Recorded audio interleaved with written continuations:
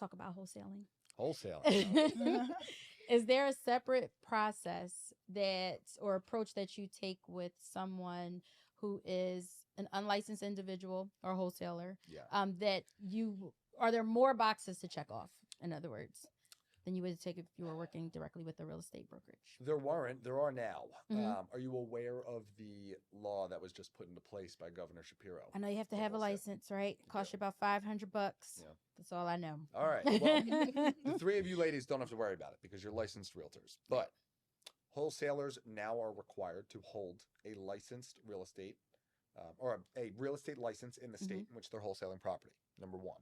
If they don't have the license, you can't wholesale property. All right. So if you're audited and you're caught wholesaling property, there's going to be penalties. There's going to be fines. It could be up to imprisonment. So got to have a license now, which is great, right? Because I agree. the three of you ladies and all real estate agents out there, you're professionals, right? You get licensed for a reason. Right. So, and it's nothing against wholesalers, but now you have to have a license. And we do work on wholesale transactions. A few other items we have to look at now. If you're going to wholesale a property, you have to disclose it to the seller, and you give them 30 days. You give them the right to back out of their contract within 30 days. Again, this is brand new.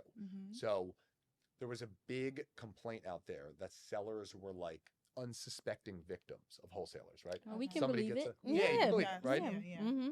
Somebody gets a hold of, deceased title holder. They get a hold of an heir. They're like, "You're the owner of the property, right? You can sell it. This is what it's worth." And like, "Oh, this is great."